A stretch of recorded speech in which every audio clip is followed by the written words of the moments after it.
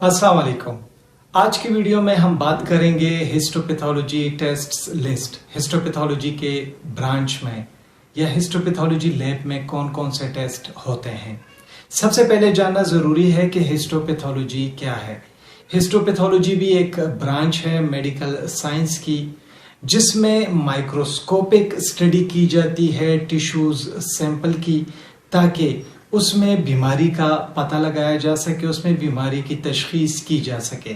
Cellular structure की study की जाती है और इसकी मदद से पता लगाया जाता है कि टिश्यू या ऑर्गन में कौन सी ऐसी बीमारी है जिसकी वजह से ऑर्गन में या टिश्यू में जो चेंजेस हैं वो हो रही हैं। तो हिस्टोपैथोलॉजी की लेबॉर्ट्री में भी मुख्तलिफ किस्म के टेस्ट होते हैं जिसकी मदद से टिश्यू में जो मौजूद मसाइल होते हैं, बीमारी होती है, उसकी तशखीस की जाती है और टिश्यूज को चेक किया जाता है। तो हिस्टोपैथोलॉजी टेस्ट्स लिस्ट की तरफ आते हैं, जिसमें सबसे पहले नंबर पर जो टेस्ट है वो कहलाता है हेमाटोक्सिलिन एंड ईओसिन स्टेनिंग, जिसे शॉर्ट फॉर्म में H&E स्टेनिंग भी कहते हैं। ये सबसे बुनियादी और सबसे ज्यादा इस्तेमाल होने वाली स्टेनिंग है जिसका इस्तेमाल किया जाता है हिस्टोपैथोलॉजी लेबॉर्ट्री में। इस स्टेनिंग टेक्निक की मदद से जो टिश्यू सैंपल होता है तो उसकी मॉर्फोलॉजी का और उसकी साख्त का हमें बहुत आसानी से पता चल जाता है। इस स्टेनिंग टेक्निक की मदद से जो टिश्यू में मौजूद न्यूक्लियाई होता है तो वो हेमाटोक्सिलिन की मदद से बहुत आसानी से देखा जा सकता है, और जो साइटोप्लाज्म होता है तो इस स्टेनिंग टेक्निक में इस्तेमाल होने वाला ईओसिन, उसकी मदद से साइटोप्लाज्म बहुत वाज़े हो जाता है। दूसरे नंबर पर जो टेस्ट है वो कहलाता है इम्यूनोहिस्टोकेमिस्ट्री, जिसे शॉर्ट फॉर्म में IHC भी कहते हैं। इम्यूनोहिस्टोकेमिस्ट्री की मदद से जो खास मखसूस प्रोटीन्स होते हैं या एंटीजेंस होते हैं तो इसके बारे में हम जान सकते हैं टिश्यूज सैंपल में। इसमें खास किस्म की एंटीबॉडीज को टैग किया जाता है मार्कर्स के साथ, फिर टिश्यू में इसको इस्तेमाल किया जाता है और इसकी मदद से जो मखसूस मॉलिक्यूल्स होते हैं, टारगेट मॉलिक्यूल्स होते हैं, तो उसको देखा जाता है। तो इस टेक्निक की मदद से एक तो जो सेल्स की टाइप होती है उसका पता चल जाता है और फिर मखसूस किस्म के मार्कर्स का पता चल जाता है जिसका बड़ा गहरा ताल्लुक होता है बीमारी के साथ या इन्फेक्शन के साथ। इस लिस्ट में तीसरे नंबर पर जो टेक्निक है या टेस्ट है वो कहलाता है स्पेशल स्टेन्स।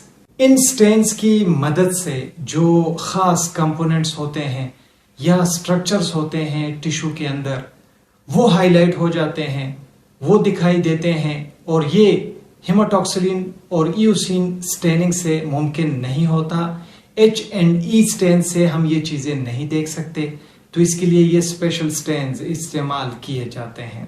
मिसाल के तौर पर पीरियोडिक एसिड शिफ्ट स्टेन का इस्तेमाल करना ग्लाइकोजन के लिए, मेसन्स ट्राइक्रोम स्टेनिंग का इस्तेमाल कोलेजन के लिए, और ऑयल रेड ओ स्टेनिंग लिपिड्स के लिए। इसके अलावा हिस्टोपैथोलॉजी लेबॉर्ट्री में फ्रोजन सेक्शन एनालिसिस किया जाता है। ये बड़ी रैपिड डायग्नोस्टिक टेक्निक है जिसमें फ्रोजन हिस्टोपैथोलॉजी टिश्यूज का इस्तेमाल किया जाता है, उसकी कटिंग की जाती है, सेक्शंस बनाए जाते हैं और बहुत जल्द माइक्रोस्कोप के नीचे इसकी एग्जामिनेशन की जाती है।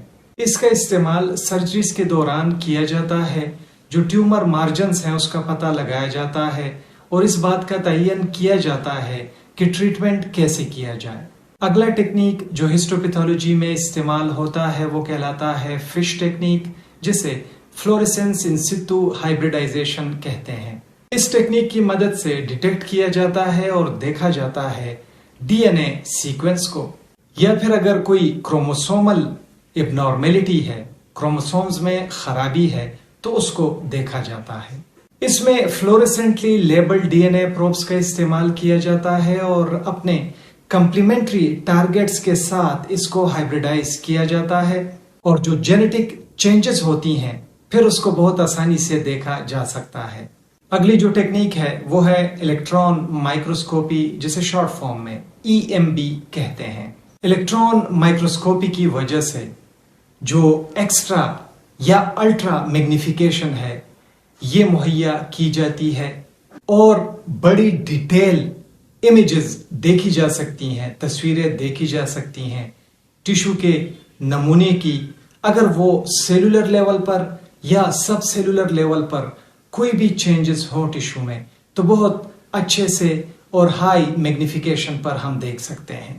اس ٹیکنیک کو بہت مفید سمجھا جاتا ہے، اس کی مدد سے بہت آسانی سے اور ڈیٹیل سے ہم دیکھ سکتے ہیں آرگینلز کو، سیل میمبرین کو، اور جو پیچیدہ سیلولر کمپوننٹس ہوتے ہیں تو اس کو بھی دیکھ سکتے ہیں۔ اگلی ٹیکنیک ہے مولیکولر پیتھولوجی۔ اس میں جو ٹیشو سیمپلز ہوتے ہیں اس کو مولیکولر لیول پر دیکھا جاتا ہے، جس کی مدد سے جینیٹک میوٹیشن کا پتہ لگایا جاتا ہے، جین ایکسپریشن پیٹرن کا پتہ لگایا جاتا ہے، یا باقی جو مولیکولر چینجز ہوتی ہیں جس کا بڑا گہرا تعلق ہوتا ہے بیماریوں کے ساتھ، تو ان چیزوں کا پتہ لگایا جاتا ہے۔ ان ٹیکنیکس میں پولیمریز چین ری ایکشن کا استعمال اور نیکسٹ جنریشن سیکوینسنگ جیسی ٹیکنیکس کا سہارا لیا جاتا ہے۔ اگلا جو ٹیسٹ ہے وہ کہلاتا ہے سائٹوجینیٹکس۔ سائٹوجینیٹکس کی مدد سے جو کروموسوم کے نمبرز ہوتے ہیں اور سٹرکچر ہوتا ہے سیل کے اندر تو اس کا پتہ لگایا جاتا ہے۔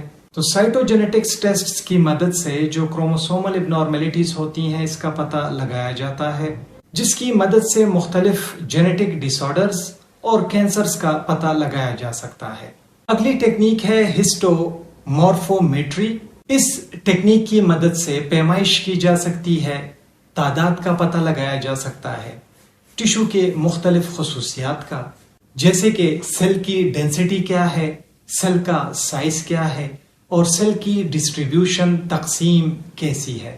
اس کی مدد سے پتہ لگایا جا سکتا ہے کہ اگر کہیں کوئی تبدیلی واقع ہوئی ہے ٹیشو کمپوزیشن میں یا اس کے آرکیٹیکچر میں۔